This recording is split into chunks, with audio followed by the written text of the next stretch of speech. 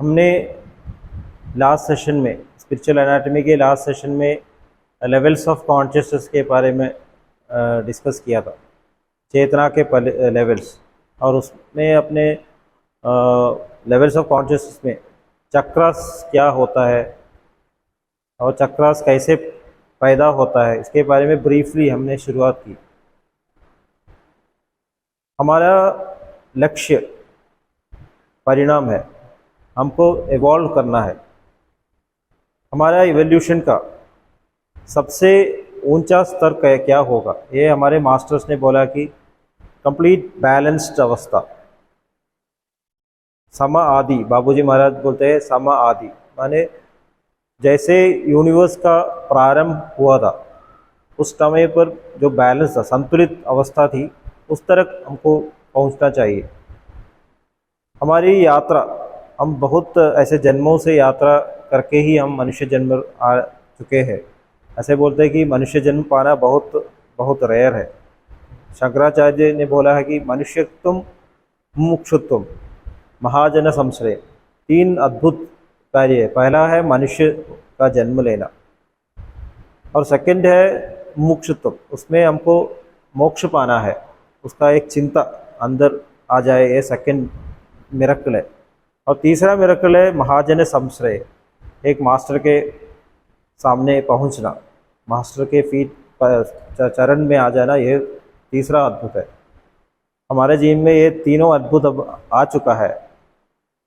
अभी क्या करना है और क्यों हम ऐसे मास्टर के पास आ गए हैं, ये सब हमको सोचना चाहिए। बाबूजी महाराज बोलते हैं कि बहुत जन्मों के साधना के बाद ही हम मास्टर के पास सहज मार्ग में आ सकते हैं। ऐसा नहीं कि हम ऐसे पहुंच गए, हम सोचेंगे कि हम एक्सीडेंटली आ गए, किसी ने मुझे सहज मार्ग में लाया, मैं ऐसे सिटिंग किया, ऐसा नहीं है। अब बहुत जन्मों से हमने बहुत प्रैक्टिस किया है, उसके हिसाब से ही हम सहज मार्ग में पहुंच गए।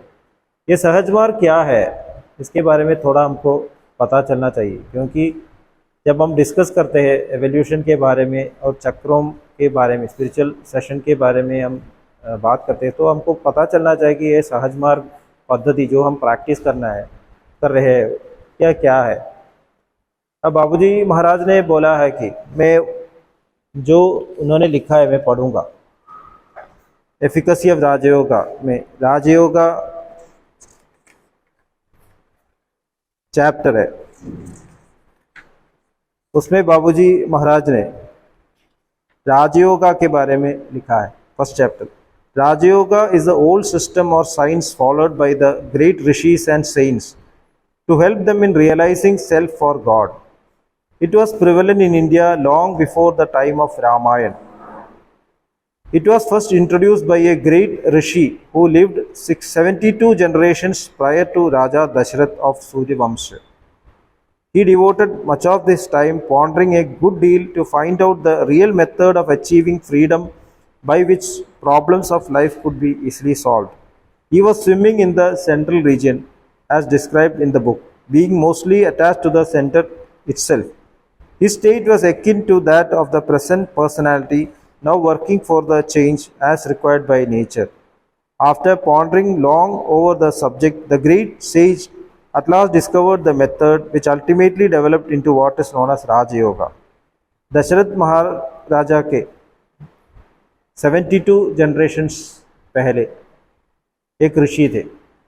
दशरथ महाराज माने भगवान श्री राम के पिताजी, उनके 72 जनरेशन्स पहले एक ऋषि थे जो सेंट्रल रीजन में पहुंच गए थे। और सेंट्रल रीजन में जो अभी पर्सनालिटी काम कर रहे हैं उसी का वही लेवल में वो भी थे। और उन्होंने सोचा कि कैसे हम मनुष्य के ऐसे परिणाम उसे कैसे ला सकते हैं, कैसे ये चेंज ला सकते हैं।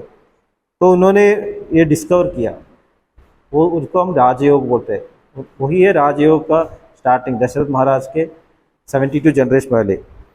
When he was in close touch with the center, he discovered the reality of the world, which is cause or force in existence. He found that the motion or stir of some power from beneath the center brought the present world into existence. That stirring thought is in other words called Upadan Karan, or Shobh.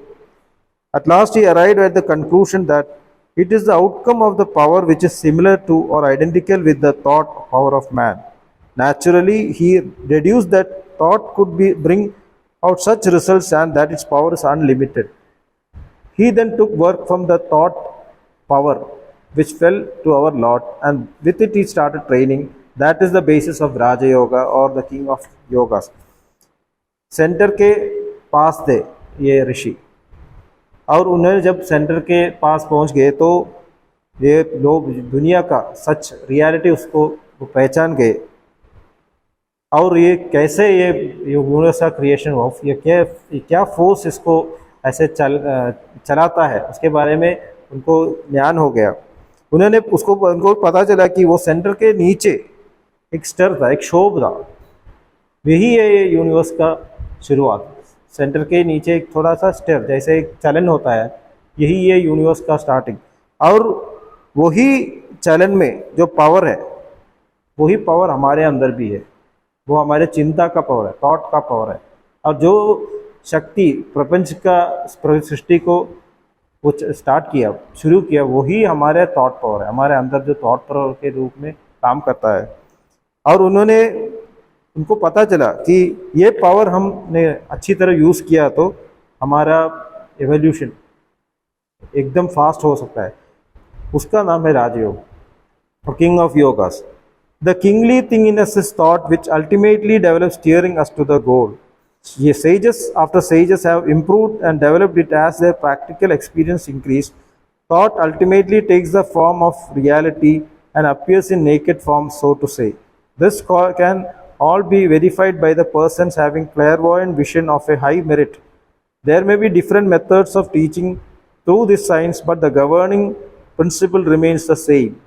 Improvements have at times been made by great sages to develop it according to the needs of the time. Commentaries have been written on the subject discussing elaborately the philosophy of yoga, but the underlying thought is the state of vision which a man must develop. Things appear in their true perspective and their mysteries revealed to him who rose farther in this slender dugout and improves it to the utmost. हमारे अंदर जो राजा है वो चिंता है, thought है, वही हमको लक्ष्य की तरफ ऐसे ले जाएगा, चिंता। और इसके वो फिर थियरी है ना, वो फिलॉसफी है जो वो ऋषि ने डिस्कवर किया था, वो मेथड। उसके बाद बहुत ऋषि ने अपने अपने रीत डिस्कस करके बड़ा किया, एलाबरेट कर दिया, पर उसका सब शुरुआत यही है, उसका बेसिस की चिंता है, सबका बेसिस थॉट से ही। हम थॉट को डायरेक्ट करने से, लक्ष्य की तरफ डायरेक्ट करने से ही हमका परिणाम हो सकता है। और ये थॉट जब सबसे ऊपरी स्तर पर आ जाएगा तब सभी हमको एकदम प्योरिटी में हम देख सकेंगे, विशन की तरफ देख सकेंगे। Generally, the philosophers have attempted to reach the innermost core of things through reason and not through vision. Reason in its proper sense may be faulty and may fail us, but if a thing is seen through the intuitional insight without the unnecessary medium of reason, it will be invisible in the original form without error or defect. Things have undergone such a change that it is very difficult to describe them at their particular steps. The world is in existence from time immemorial, and the correct date is not to be traced out, although certain persons have attempted to fix down the Srishti era. Rotations have revolutions are going on. Their actions are multiplying. We must always attempt to find things after rising above everything. That is the key point for the philosophers to note in order to reach the accuracy of things. Generally, philosophers have attempted things before actually going into life of practice, as is commonly the case with Western philosophers. I may say that it is not certain that a philosopher, being a philosopher, cannot be corrupt or degraded, but there is no possibility of corruption or degradation if he has studied things by leading a practical life. और क्या हो गया, जो original वो उनका practical knowledge था वो धीरे धीरे नीचे आ गया और फिलॉसफीज बन गया। हमारे जब एक प्योर थॉट हो, प्योर प्रैक्टिकल नॉलेज है ना, वो जब एक्सप्लेन करते हैं उसमें डाइल्यूशन हो सकता है। मैंने एक वस्तु देखा और मैं वो उसके बारे में जब एक्सप्लेन कर रहा हूँ, मेरा अंदर का जो ईगो है ना, हम उसको चेंज करें। अगर मैं एक उदाहरण देता हूँ, लाला जी महाराज ने दूध, मैंने दूध पिया है, आपने दूध नहीं पिया है, मैं दूध के बारे में आपको बता रहा हूँ दूध कैसा है, तो आपको पता ही नहीं चलेगा कि दूध कैसा। मैं आपको लेक्चर दे सकता हूँ, महीने भर लेक्चर कर, पर दूध एक बार पी जाओ तो पता चलेगा ये दूध है, नहीं तो हमको वाइट कलर का कोई भी फ्लूइड दूध जैसा लगेगा। ऐसा ही है ये जो ओरिजिनल पर्सपेक्टिव, ओरिजिनल जो लेवल में हम पहुंचते हैं, उधर का जो एक्सपीरियंस है, प्रैक्टिकल एक्सपीरियंस ने, वो फिलोसोफर्स ने अपने अपने रीति में एक्सप्लेन कर दिया, इसलिए उसमें डाइल्यूशन आ गया। यही बापूजी महाराज की अपने युक्ति से, रीजन से उसको पहचानने लगा कि ये क्या हो सकता है, भगवान कैसा हो सकता है, वो समाधि अवस्था क्या हो सकता है, उसके बारे में डिस्क्रिप्शन ही डिस्क्रिप्शन है। भगवान क्या है, सगुण है, निर्गुण है, द्वैत है, अद्वैत है, ऐसा चर्चाएं होने लगी। पर अगर प्रैक्टिकल नॉलेज नहीं है, ये इतने चर्चा में से कोई फ़ायदा नहीं है। बाबूजी महाराज बोल रहे कि प्रैक्टिकली पता चलेगा तभी हमको पता चलेगा, ऐसा एक्सप्लेन करने से कोई फ़ायदा नहीं है। Sages in India generally have attempted philosophy by first going into the life of practicality, never mind if they have not improved to the level depicted in it or required by philosophy. They have attempted to open up the secrets of existing things as far as they could do at their level of advancement. The outcome is the 6 schools of philosophy in the different hues and colors. We should always attempt the expression of things only when our practice or abhyas is over. In short, we should try to understand things when the knots begin to open by themselves, and it is the vision of the central region I have talked about later on. Everything that comes to our judgment from that place shall be correct without the least chance of error. वो discussion के हिसाब से, चर्चाओं के हिसाब से षट दर्शन हो गए, 7 फिलोसफीज ऐसे बोलते हैं कि वेदांता, मीमांसा, ऐसे करके 6 दर्शन है, और ये सब आपस में झगड़ा करने लगे कि कौन सा अच्छा फिलॉसफी है। 6 schools of philosophy. Practical knowledge आ गया तो ये आर्ग्यूमेंट्स ख़त्म हो जाएगा। एक बार हमने दूध देखा फिर ख़त्म हो गया। जैसे रामकृष्ण परमहंस ने कहा कि पानी, किसी ने बोला जल, किसी ने बोला वाटर, किसी ने बोला वेल्लम, सभी एक ही बात कर रहे हैं। एक बार दिख गया तो सबको पता चले कि हम सब एक ही चीज़ के बारे में बात कर रहे हैं। ऐसा ही है, हम सेंट्रल रीजन में पहुंच गए, क्योंकि सेंट्रल रीजन ही सच में वो भगवान है, भगवान का रूप वहाँ है। हमने डिस्कस किया था, सेंट्रल रीजन है शब्दा, तो जो कोई भी कलंक नहीं है, प्योर फॉर्म है। तो हम वहाँ पहुँच गए तो सभी को पता चलेगा कि हम सब एक ही बात कर रहे थे, झगड़ा करने की कोई ज़रूरत नहीं है। तभी तक हमारा वो डिस्कशंस रहेगा, रीज़न हमारे युक्ति बुद्धि में आ जाएगा। इसीलिए हमको एक वो यूनिटी में हम पहुंच नहीं सकते, हमारा जजमेंट्स करेक्ट नहीं है। सबको, कुछ लोग बोलेंगे कि भगवान ऐसा है, कुछ लोग कि भगवान ऐसा है। हम डिफरेंट रूप में डिस्कस करते जाएंगे। अब बाबूजी महाराज ने बोला कि जब तक हमारा नॉट्स, तब हम नॉट्स के बारे में बोले, चक्रास के बारे में बात किया, पूरी तरह खुलकर सेंट्रल रीजन तक नहीं पहुंचे, तब तक हमारे बात में मिक्सचर हो जाएगा। इसलिए बहुत लेवल्स ऑफ कॉन्शियसनेस में हमने बात किया था, हृदय मंडल से सेंट्रल रीजन तक 13 चक्रास है। एक एक चक्र में हम ऐसे पहुंच जाते तो हम सोचते कि पहुंच गए, यही होगा भगवान। और हम ब्रह्मास्मि बोल, बाबूजी महाराज बाद में बात करते हैं, हम ब्रह्मास्मि, मैं भगवान हूँ। तब से बात करने लगी, अब मुझे पता चला। एक उपनिषद में एक कथा है, ये शिष्य गुरु के पास बोलते हैं ये ब्रह्म क्या है, तो शिष्य को बोला ध्यान करो, तो ध्यान करते लगा। तो सभी खाते हैं, भोजन खाते हैं, भोजन के बिना हम जी नहीं सकते, तो उसने बोला कि भोजन ही भगवान है। और गुरु के पास पहुँच गए कि अन्नम ब्रह्मेजी प्रजा, अन्न ही ब्रह्म है। तो गुरु ने अच्छा है और ध्यान करो बोला, तो फिर ध्यान करते गया। तो उसके बाद में पता है कि नहीं, अन्न नहीं हो सकता, कोई शरीर नश्वर है, जो भी खाता है फिर भी हमको डिसीज आ जाता है, उसके अंदर एक एनर्जी वर्क करता है, प्राण। तो उसको पता चला कि प्राण है ब्रह्म, और गुरु के पास पहुंच गया, बोला कि प्राण है ब्रह्म, प्राणम ब्रह्मेति वजाना। तो गुरु ने बोला बहुत अच्छा, और जाओ मेडिटेट करो। तो उसके बारे में बाद में उसको पता चला कि मन है, जो एनर्जी के अंदर एक मन है वही ब्रह्म है। तो उन्हें कि मनो ब्रह्मेति वजाना। तो गुरु ने बोला अच्छा है, और ध्यान करो।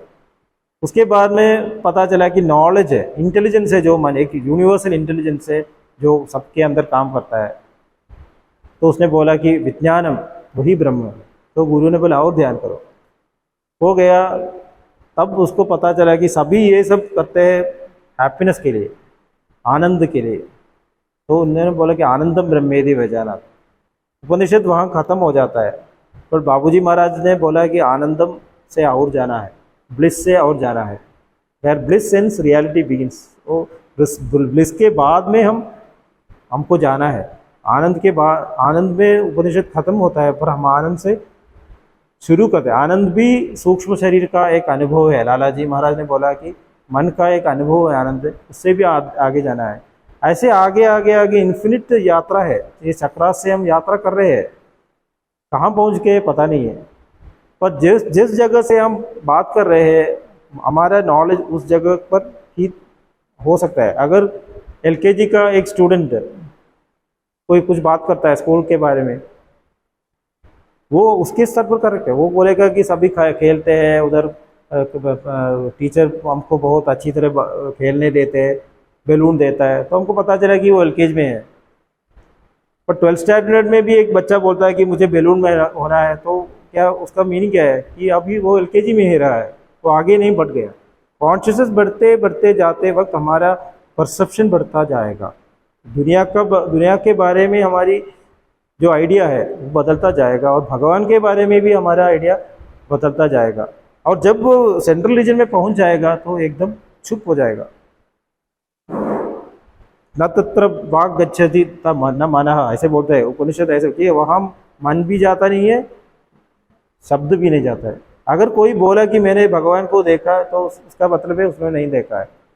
मुझे सच पता चला, ऐसे कोई बोला तो उसको मतलब क्या है, सच पता नहीं चला है। क्योंकि जिसको पता चलता है वो बात नहीं करता है। बाबूजी महाराज को किसी ने पूछा आपने भगवान को देखा है? तो बाबूजी महाराज ने बोला मैं अगर आपको भगवान को दिखाता हूँ तो आपको कैसे पता चलेगा कि वो भगवान है? उसका मतलब क्या है, आप भगवान को ही देख रहे हैं और आपको पता नहीं चल रहा कि मैं भगवान को देख रहा हूँ। मास्टर को जाके पूछते रहे कि भगवान को दिख रहा है, अब उनको ही देख रहे हैं, अब पता नहीं चल रहा है, इसलिए वो ऐसा पूछने लगा। यही है हमारा प्रॉब्लम कि हमको प्रैक्टिकल, इसीलिए राजयोग में हमारा प्रैक्टिकल एक्सपीरियंस चाहिए। और ये राजयोग फिलॉसफी क्योंकि ओरिजिनल जो सिंपल था, वो सेंट्रल में कनेक्टेड, वो सिंपल था, वो धीरे धीरे उसका वो कनेक्शन मिस हो गया। वो सेंट्रल रीजन से जो ऋषि है उनको वो थॉट है ना, वो प्योर थॉट ट्रांसमिट कर सकते हैं, प्राण से प्राण दे सकते हैं, वो नहीं दे सका। इसीलिए क्या दिया, फिलॉसफी दिया। बहुत मेथड्स आ गए, हमको उधर पहुंचने के लिए हमारे लाइफ को रेगुलेट करना है। इसीलिए अष्टांग योग पद्धति आ गया, यम नियम आसन, ऐसे धीरे धीरे हमारी दुनिया को छोड़ के अंदर जाना है और ध्यान करना है और हमको समाधि में पहुंच जाना है। यही है अष्टांग योग पद्धति। अष्टांग योग पद्धति का बेसिस है राजयोग। अगर हमने एक डिस्कवरी कर दिया, एक साइंटिस्ट ने एक डिस्कवरी कर दिया, उदाहरण है वो इलेक्ट्रिसिटी या एटॉमिक एनर्जी का डिस्कवरी किया। जब वो डिस्कवर करते थे ना, तब उसने एक्सपेरिमेंट नहीं किया, वो उसको अपने आप अंदर से रिवलेशन हुआ था। अब अगर बेंजामिन फ्रैंकलिन थे साइंटिस्ट जिन्होंने इलेक्ट्रिसिटी का उनको पता चला कि वो लाइटनिंग है ना, उसमें इलेक्ट्रिसिटी है, एनर्जी है। वो कैसे पता चला? एकदम उसको अंदर से पता चला। आइजैक न्यूटन एक पेड़ के नीचे बैठे थे, उनके सर पर एक एप्पल गिरा, तब उनको लगा कि सभी चीज़ नीचे गिर रहे हैं, तो नीचे से कोई शक्ति पुल कर रहा है, इसको ग्रेविटेशनल फोर्स उन्होंने नाम दिया। उसके बाद में डिस्कस करने के लिए उन्होंने एक्सपीरियंस बनाया, इक्वेशंस बनाया। पहले क्या हो गया, पहले डिस्कवरी हुआ, उसके बाद एक्सपीरियंस ऐसे पीछे जाने वाले, फिर बाद के ऐसे स्टूडेंट्स के लिए एक्सपीरियंस दिया, पता चला कि एटॉमिक फोर्स है, ग्रेविटेशनल फोर्स है, उनके लिए हमको एक्सपीरियंस करना पड़ेगा। पर ओरिजिनल जो साइंटिस्ट था, ओरिजिनल जो ऋषि था, उनको डायरेक्ट एक्सपीरियंस है, भगवान का डायरेक्ट एक्सपीरियंस है, पर वो डायरेक्ट एक्सपीरियंस कन्वे नहीं कर सकते थे। मैं दूसरा ही उदाहरण हमने दिया था दूध का। दूध मैंने पिया है, पर मेरे पास दूध नहीं है आपको दिखाने के लिए, तो दूध का क्वालिटीज़ मैंने डिस्क्राइब करने लगे, ये पशु देता है, ये वाइट है, इसका टेस्ट कैसा है, ऐसा ऐसा बहुत डिस्कस करते हैं। ऐसे बुक पढ़ने से हम ऐसा दूध नहीं पिया है, कितना भी बुक पढ़े तो भी दूध का टेस्ट नहीं आएगा। ऐसा ही है भगवान के बारे में। जो राजयोग में जो प्रैक्टिकल एक्सपीरियंस ऋषि को दिया, वो ऋषि अपने नॉलेज को शेयर करने के लिए बहुत मेथड्स दिए। इधर पहुंचने के लिए आपको अपना लाइफ को रेस्ट्रिक्ट करना है, यम नियम सब प्रैक्टिस करना है, तभी आप पहुंच जाएंगे। तो क्या हो गया, लोग उसमें पड़ गए, बहुत लोग यम नियम में पड़ गए, सत्य बोलना है, असत्य नहीं बोलना है। कुछ लोग ऐसा हो कि आसन करने लगे, आसन उसमें पड़ गए। कुछ लोग प्राणायाम में पड़ गए, कुछ लोग मेडिटेशन में पड़ गए, कुछ लोग नॉलेज में पड़ गए। दादी बोलते हैं कि ऐसे एक एक करके नहीं कर सकते, ये पूरा पैकेज है, हमको ये टोटली करना चाहिए, टोटली पहुँचाना चाहिए। हमारे लक्ष्य का है इन ये सब करने के लिए हम ये सब इसलिए कर रहे हैं, यही हमको पता चलना है। यही बाबूजी महाराज अगले चैप्टर में बोलते हैं, सहज मार्ग, second chapter Sahaj Marg. I am opening today the greatest wonder of our system of Rajyoga in the light of Sahaj Marg. Very few people could realize the efficacy of the system. We think of one thing and one alone, the superhuman nature. We call it either guru, master, or the object of concentration. We have but one thought, and that of a certain personality, superhuman in form, and very soon we find ourselves attached to the form so much that other things begin to look secondary. We attach importance to one and the same thing. If we pump out water straight into a canal, it will flow by its own force to some extent, and at the same time, with the help of the machinery attached at the end of the butt.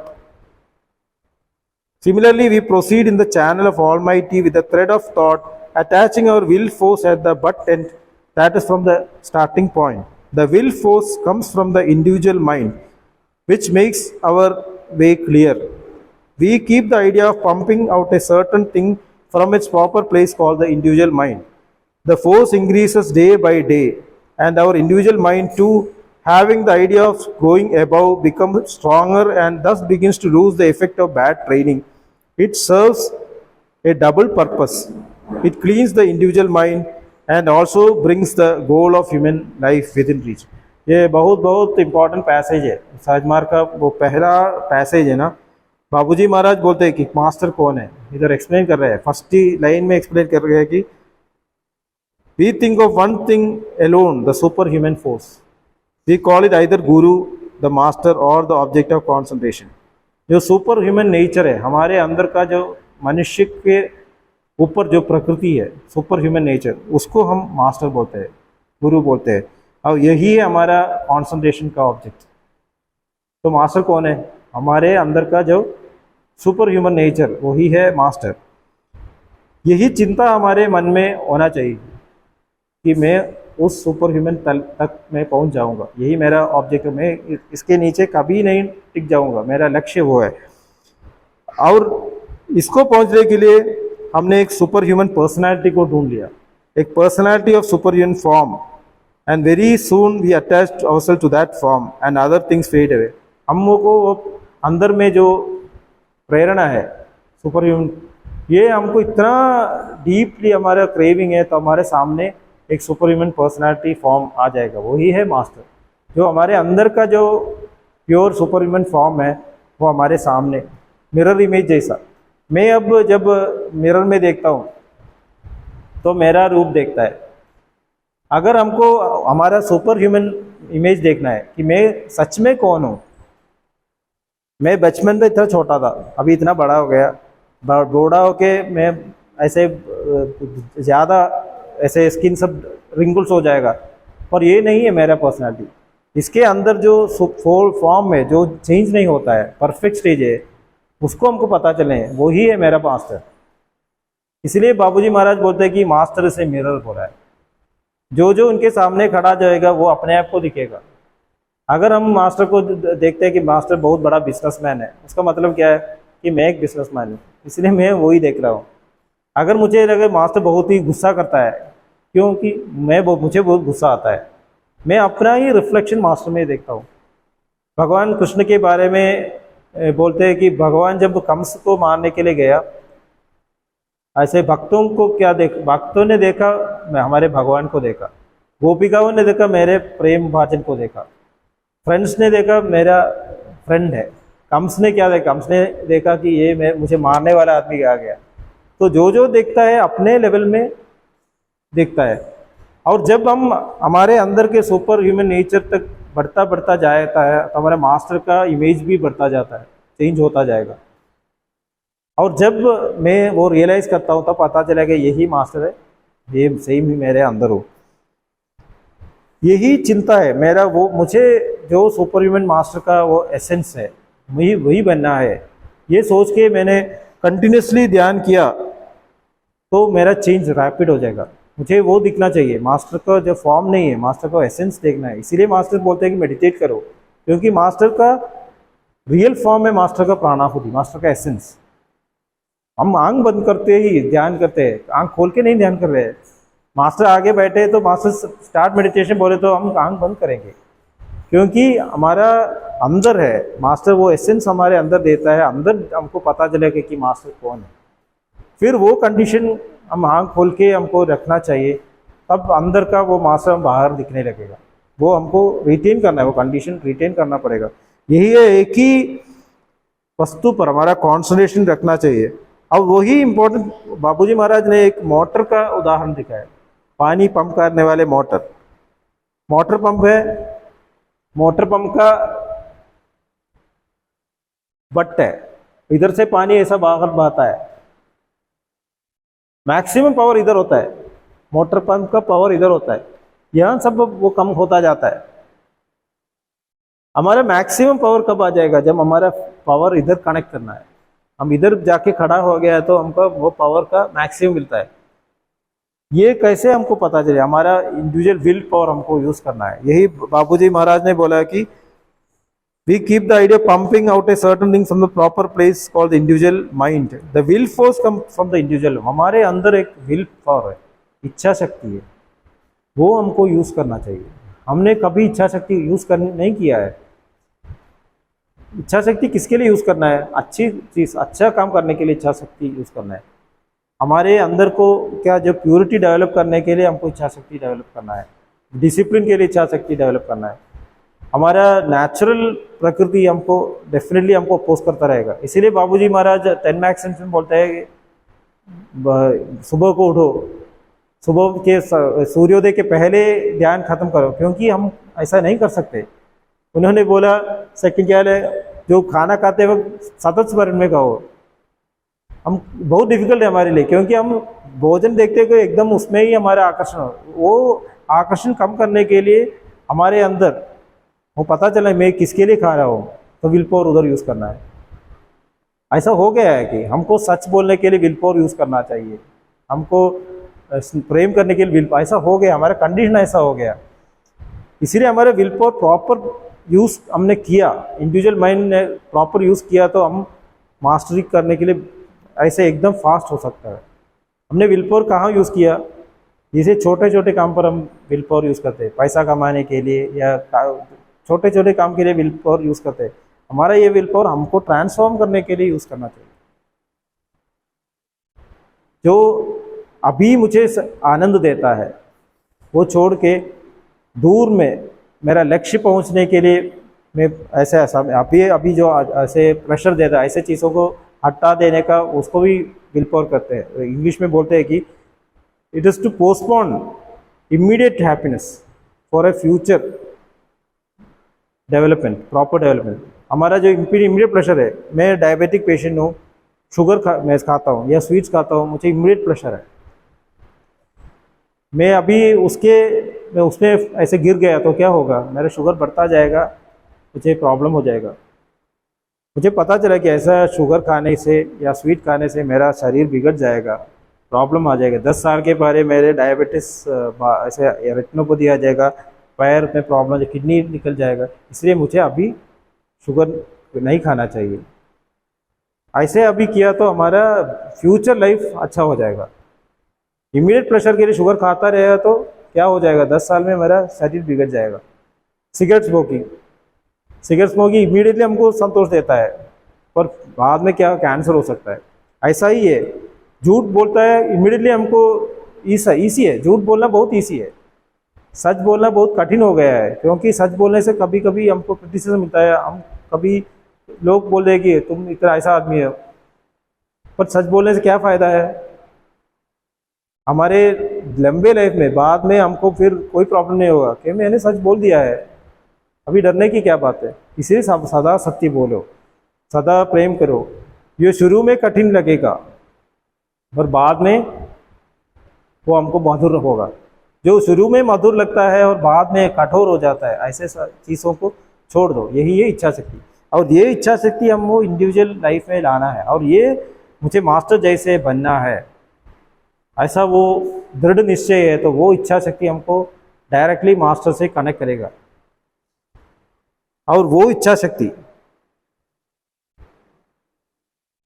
दिन भर बढ़ता जाएगा।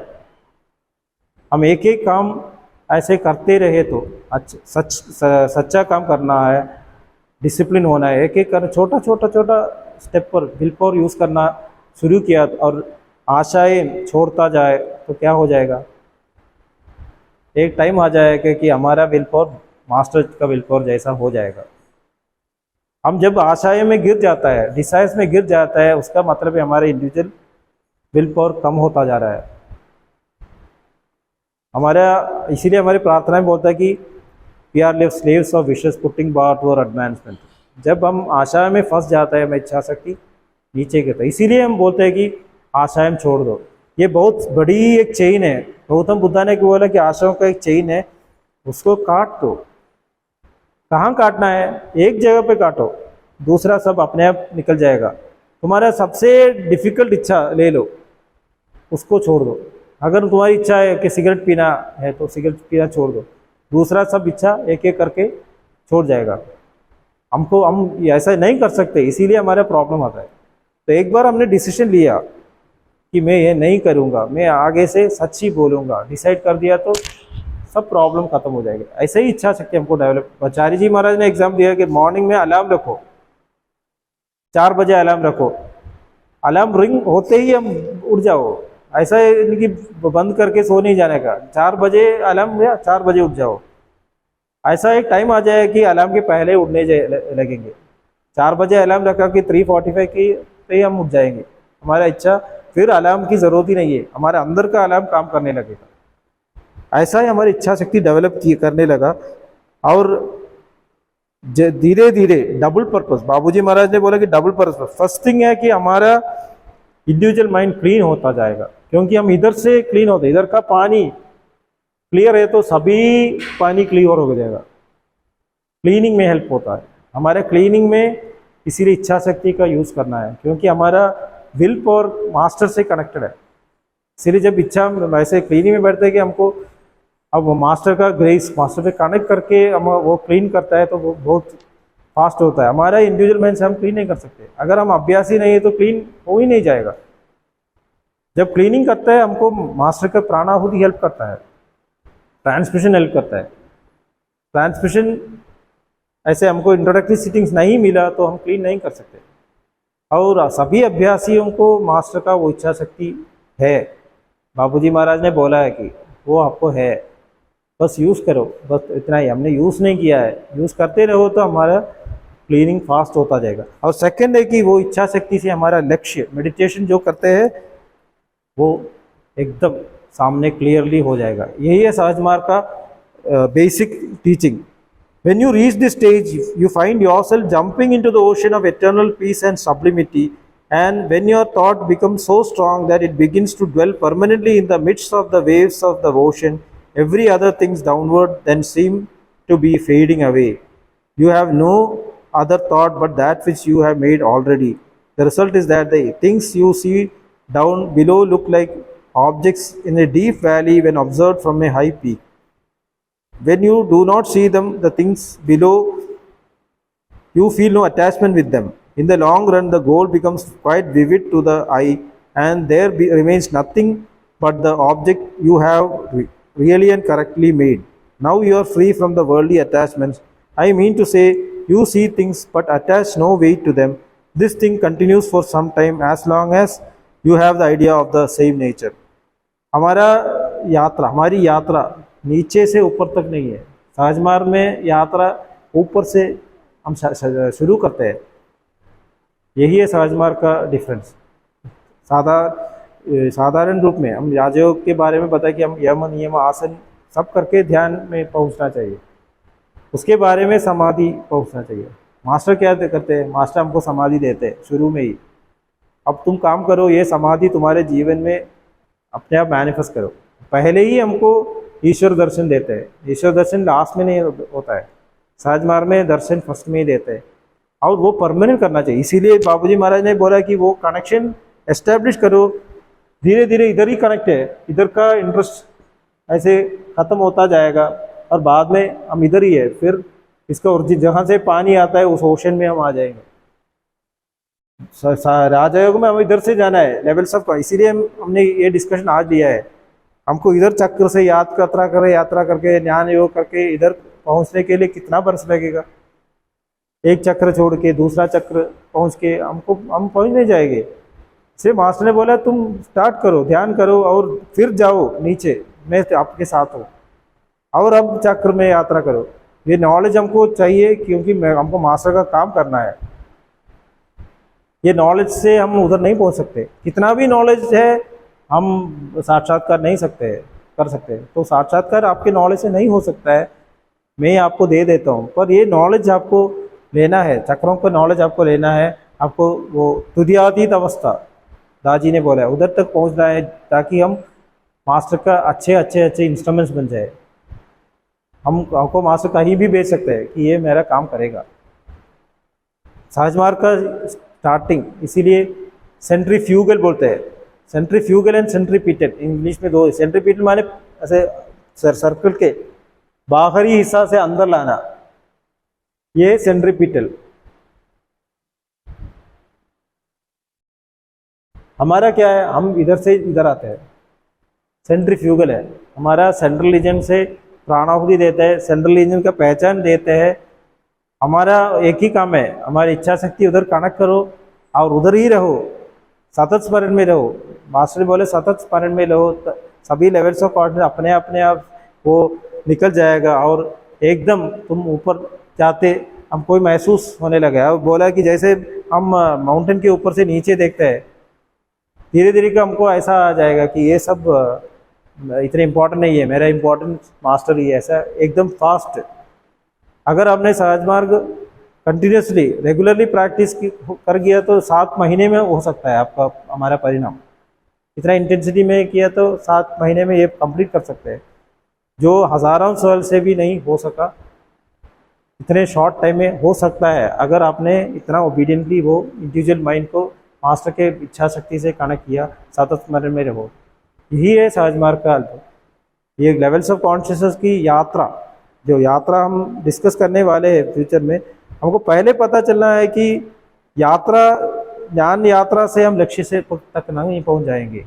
वो हमारे knowledge के लिए है, वो इसमें मिक्स नहीं करना चाहिए।